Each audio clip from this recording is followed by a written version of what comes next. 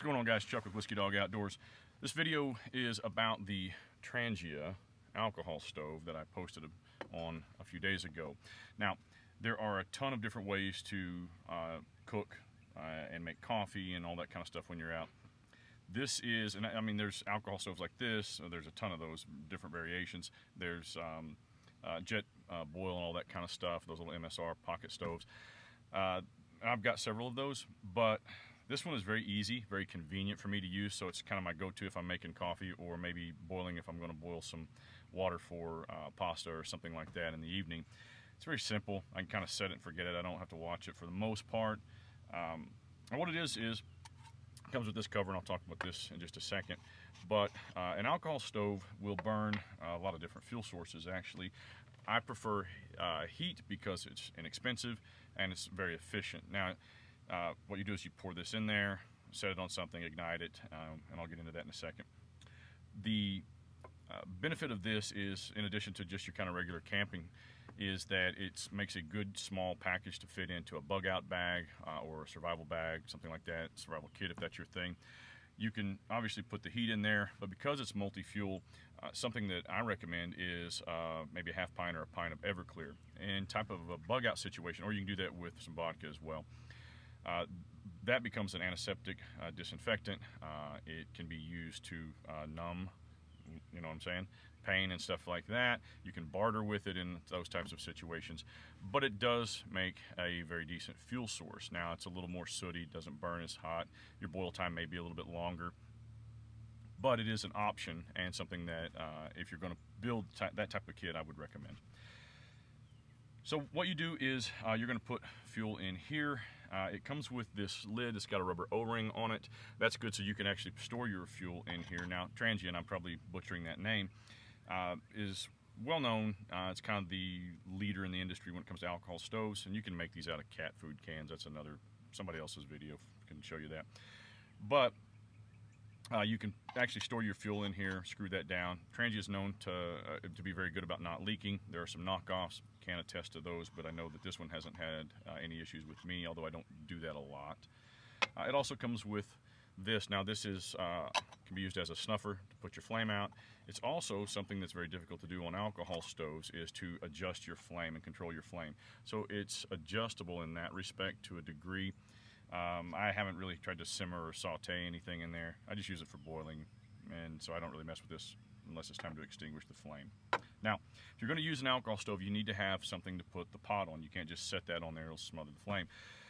So if you are around a bunch of rocks, you can kind of build a rock pot stand to set your pot on, to keep it elevated off of the flame itself to some degree.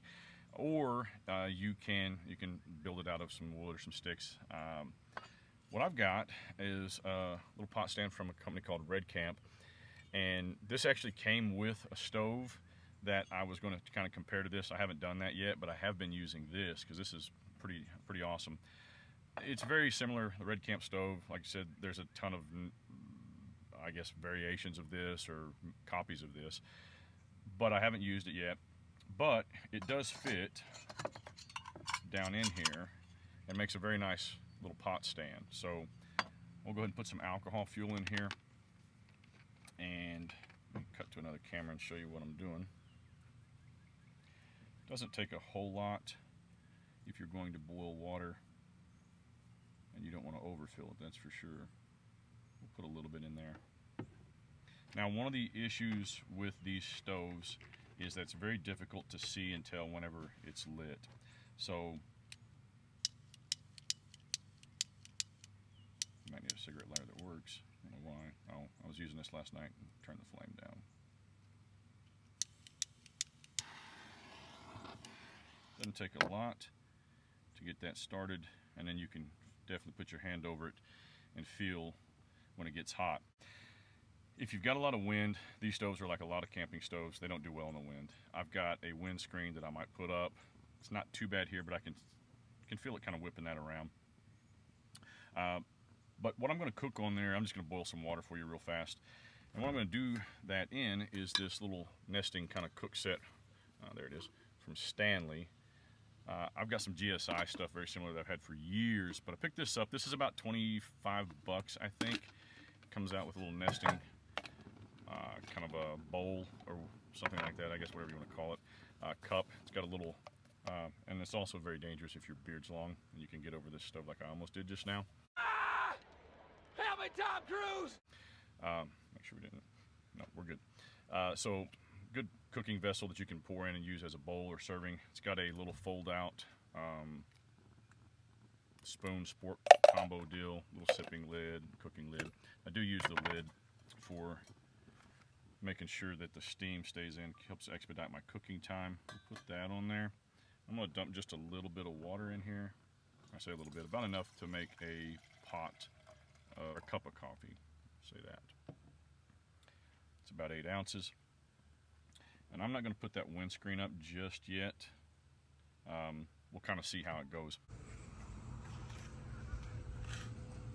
All right, guys, it's been just maybe about, I don't know, 2.5, 3 minutes maybe, something like that. Probably should have timed it.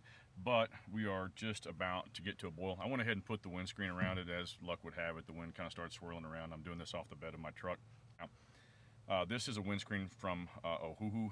I don't know if I'm saying that right either, but I like it. I'll do a video on it at another time because it's got some cool features, and there's a reason I bought this one specifically over some of the others. And of course, you can make your own. Again, we'll talk about that at another time.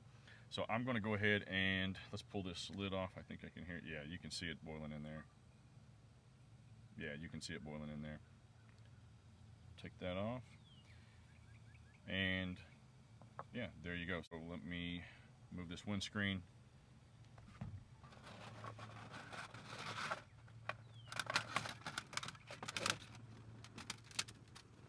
Folds up really nice. See if I can get a close-up of this burning for you here. Not really going to see any flame. Well, you can see a little bit right there, maybe. That wind's kicking up again, so you can definitely hear the flame now. So what we'll do is we'll come in here. Getting a lot windier. We'll come in here and we'll extinguish it with the. There you go. Snuff it right out. That's it. That's the Trangia. I'm not going to pick it up because it's obviously hot, but that's the Trangia alcohol stove. You can pick them up on Amazon.